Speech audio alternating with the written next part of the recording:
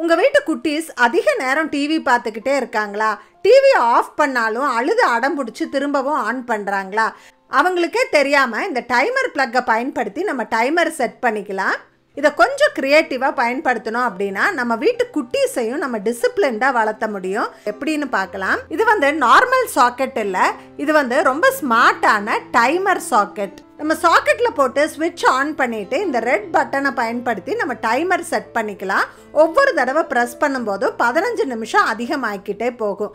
அந்த மாதிரி மினிமம் 15 நிமிஷத்துலேருந்து மேக்ஸிமம் 15.5 மணி நேரம் வரைக்கும் நம்ம டைமர் செட் பண்ணிக்க முடியும். டிவி ப்ளக்கை டைரெக்டாக சாக்கெட்டில் போடாமல் இந்த டைமர் ப்ளக் வழியாக போட்டுட்டு டைமர் செட் பண்ணிக்கலாம்.